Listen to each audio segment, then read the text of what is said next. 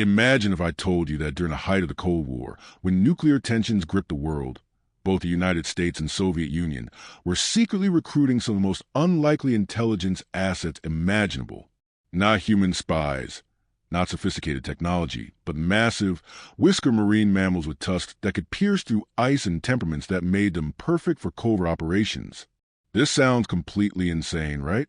Well, buckle up, because what I'm about to reveal will completely change how you think about Cold War espionage and the lengths both superpowers went to gain any possible advantage over their rivals. Welcome back to another deep dive into history's most bizarre corners. Today we're exploring what I'm calling the Great Walrus Conspiracy, a tale so outrageous that if it appeared in a spy thriller, you'd dismiss it as pure fiction. But here's the thing about the Cold War era. Reality often exceeded the wildest imagination of any novelist, and when you're dealing with global superpowers willing to experiment with everything from mind control to weather manipulation, recruiting Arctic marine mammals suddenly doesn't seem quite so far-fetched. Now, before you think I've completely lost my mind, let me be clear about something. This story exists in that fascinating gray area between documented historical fact and the kind of classified speculation that emerges decades later through declassified documents, whistleblower testimonies, and the occasional researcher brave enough to connect us that others prefer to leave scattered. What we're about to explore together represents a convergence of real military programs, genuine scientific research, and the kind of creative problem-solving that emerges when nations are willing to try absolutely anything to gain an edge. The story begins in the early 1960s, when both American and Soviet military strategists were grappling with a fundamental challenge that would define much of Cold War thinking. The Arctic region, with its vast expanses of ice and strategically crucial shipping routes, represented both an opportunity and a vulnerability. Control of Arctic waters could mean the difference between successful submarine operations and catastrophic exposure. But how do you effectively monitor and patrol an environment so hostile that traditional human intelligence gathering becomes nearly impossible? Enter the walrus, stage left in all its blubbery, tusked glory. These massive pinnipeds, weighing up to 4,000 pounds and capable of diving to depths exceeding 300 feet, possess several characteristics that made them theoretically ideal for Cold War espionage operations. First, their natural habitat overlapped perfectly with strategically important Arctic regions, where both superpowers desperately needed intelligence. Second, their social structure and herd behavior made them potentially trainable for complex operations. Third, and perhaps most importantly, who would ever suspect a walrus of being a spy? The American side of this story allegedly begins with the Navy's Marine Mammal Program, which was officially established in 1959, but had roots stretching back even further. While the program's publicly acknowledged focus centered on dolphins and sea lions, declassified documents and testimonies from former personnel suggest that research extended into far more exotic territories. The reasoning was simple yet brilliant. If dolphins could be trained to detect underwater mines and sea lions could retrieve objects from ocean floors, why couldn't larger marine mammals be adapted for more sophisticated intelligence gathering? Dr. Margaret Holbrook, a marine biologist who claimed to have worked on classified projects during this period, later described what she called Operation Tusk Force in interviews conducted decades after her alleged involvement. According to Holbrook, researchers discovered that walruses possess remarkable memory capabilities and could be conditioned to recognize specific sounds, particularly the acoustic signatures of submarine engines. More intriguingly, their natural territorial behavior could be modified to make them patrol specific areas and react to unusual underwater activity. The Soviet approach, if we're to believe accounts that emerged following the collapse of the USSR, took a characteristically different direction. Rather than focusing purely on intelligence gathering, Soviet researchers allegedly explored the offensive capabilities of trained walruses. The logic, twisted though it might sound, made a certain kind of sense. A 2-ton walrus equipped with specialized equipment could theoretically disable submarine communication arrays, damage hull components, or even serve as a biological delivery system for more conventional weapons. Vladimir Petrov, a former researcher who claimed involvement in Arctic marine programs, described in post-Cold War interviews what he called the Morse Expedition, named after the walrus's scientific designation Odobenus rosmarus. According to Petrov, Soviet scientists discovered that walruses could be trained to carry sophisticated recording devices and even primitive tracking equipment. Their natural diving behavior provided perfect cover for approaching targets, while their massive size allowed them to transport payloads that smaller marine mammals couldn't handle. But here's where our story takes an even stranger turn. Both sides apparently discovered that walruses possess an unexpected talent for what researchers termed social intelligence gathering. These animals naturally form complex social hierarchies and communication networks across vast distances. Soviet and American researchers allegedly realized that a network of trained walruses could potentially serve as a biological early warning system, capable of detecting and reporting submarine movements across the entire Arctic region. The training programs themselves, if accounts are to be believed, represented marvels of behavioral conditioning that pushed the boundaries of animal psychology.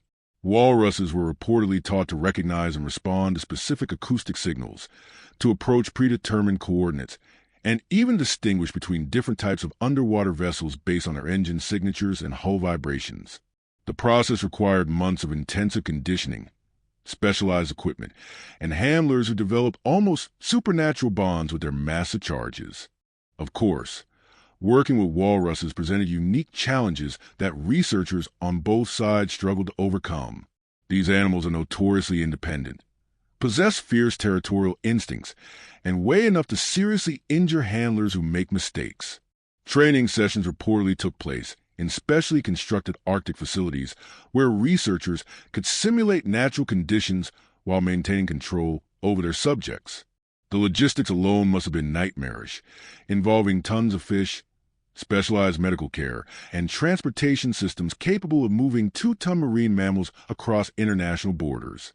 The operational deployment of these alleged programs raises even more fascinating questions. How do you coordinate intelligence gathering operations involving animals that follow their own biological rhythms and social structures?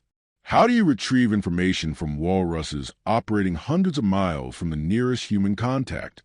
According to the fragmentary accounts that exist, both sides developed ingenious solutions involving everything from specially designed tracking collars to trained retrieval teams that could locate and communicate with walrus agents in the field. Perhaps the most intriguing aspect of the entire walrus conspiracy involves what researchers allegedly discovered about these animals' natural intelligence capabilities. Walruses, it turns out, possess cognitive abilities that extend far beyond what most people realize. They demonstrate problem-solving skills, social learning, and memory capacities that rival those of much more celebrated marine mammals. Some accounts suggest that the most successful walrus agents actually began improvising beyond their training, developing their own methods for gathering and transmitting information. The geopolitical implications of biological intelligence networks extended far beyond simple espionage. Both superpowers allegedly realized that trained marine mammals could potentially serve as untraceable weapons delivery systems, mobile sensor networks, and even biological warfare assets. The beauty of the concept lay in its plausible deniability. If a walrus approached an enemy installation, who could prove it wasn't simply following natural behavioral patterns? Documentation for these programs remains frustratingly elusive, existing primarily in the form of heavily redacted documents, secondhand testimonies, and the occasional academic paper that hints at classified research without providing concrete details. This ambiguity has fueled decades of speculation among Cold War historians, marine biologists, and conspiracy theorists who continue searching for definitive proof of what may have been one of history's most unusual military programs. The alleged end of walrus-based intelligence operations came not through treaty negotiations or strategic shifts, but through a series of practical failures that highlighted the fundamental challenges of using biological assets in espionage work. Walruses, regardless of their training, remained wild animals with their own agendas. They got distracted by mating seasons, territorial disputes, and the simple desire to follow food sources rather than human orders. Several high-profile incidents allegedly compromised operations when walrus agents abandoned their missions to pursue more pressing biological imperatives. Environmental factors also played a crucial role in the program's alleged decline. Climate variations in the Arctic affected walrus behavior in unpredictable ways, making it impossible to maintain consistent operational capabilities. Ice conditions, prey availability, and seasonal migration patterns created variables that even the most sophisticated training programs couldn't entirely overcome. The animals that were supposed to provide intelligence often disappeared for months at a time, following their own mysterious purposes across the frozen north. The human cost of these programs, if they existed, remains largely undocumented but was presumably significant. Working with walruses in Arctic conditions required specialized personnel willing to endure extreme hardships for extended periods. Handler turnover was reportedly high, both due to the physical demands of the work and the psychological stress of forming bonds with animals that might disappear or die during operations. The ethical implications of using intelligent marine mammals for military purposes also began weighing on researchers as understanding of walrus cognition advanced. By the early 1970s, according to the accounts we've been examining, both American and Soviet walrus programs were quietly discontinued. The official reasons varied, but generally centered on cost-effectiveness concerns and the development of more reliable technological alternatives. Satellite surveillance, underwater sensor networks, and improved submarine detection systems made biological intelligence gathering increasingly obsolete. The age of the spy walrus, if it ever truly existed, was coming to an end. But the legacy of these alleged programs extended far beyond their operational lifespans. Research conducted during the walrus conspiracy years supposedly contributed to advances in marine mammal psychology, Arctic ecology, and animal training techniques that continue influencing scientific work today. The methods developed for conditioning walruses allegedly found applications in conservation efforts, marine park education programs, and legitimate research into marine mammal cognition. The secrecy surrounding these programs also contributed to the broader culture of Cold War speculation that continues shaping how we think about this historical period. Every declassified document, every former researcher's testimony, every hint of unusual military spending becomes fuel for theories about what our governments might have been doing during those tense decades. The Walrus conspiracy represents just one strand in a much larger tapestry of Cold War mysteries that may never be fully unraveled. Modern marine biologists who study walrus behavior sometimes encounter evidence that supports aspects of the conspiracy theory. These animals do indeed possess remarkable intelligence, sophisticated communication abilities, and behavioral flexibility that could theoretically be exploited for intelligence purposes. Whether anyone actually tried to do so on a systematic scale remains an open question, but a biological foundation for such programs certainly existed.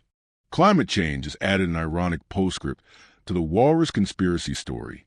As Arctic ice continues retreating and traditional walrus habitats face unprecedented pressure, these animals have become involuntary intelligence assets once again.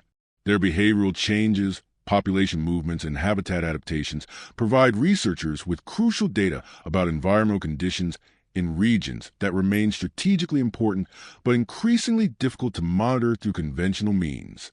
The Great Walrus Conspiracy ultimately represents something larger than just another Cold War oddity. It illustrates the extraordinary lengths to which competing powers will go when existential threats drive innovation beyond conventional boundaries. Whether the specific programs we discussed actually existed in the forms described, the willingness of both superpowers to explore such possibilities reveals the desperate creativity that characterized Cold War strategic thinking. Perhaps the most remarkable aspect of this entire story is how it forces us to reconsider our assumptions about intelligence, both artificial and natural. While we marvel at technological advances in surveillance and espionage, the Cold War era reminded us that biological solutions sometimes offer advantages that no amount of engineering can replicate. The fact that walruses could theoretically serve as intelligence assets speaks to the sophisticated cognitive abilities these animals possess and the creative potential that emerges when human ingenuity combines with natural capability. As we conclude this journey into one of the Cold War's most bizarre alleged chapters, we're left with more questions and answers. Did walrus spies actually patrol Arctic waters during the height of superpower tensions? Are there still classified documents gathering dust in government archives that could confirm or debunk these extraordinary claims? And perhaps most intriguingly, what other biological intelligence programs might have existed that we haven't even begun to imagine? The Great Walrus Conspiracy reminds us that history's most fascinating stories often exists in the spaces between confirmed fact and plausible speculation. Whether these particular programs existed exactly as described, they represent the kind of creative desperation that defined Cold War thinking and continue to inspire both researchers and storytellers seeking to understand one of history's most paranoid and innovative periods. Sometimes the truth really is stranger than fiction, and sometimes the distinction between the two matters less than the insights we gain from exploring the possibilities that emerge when human ambition meets natural capability in the frozen expanses where empires once competed for the future of the world.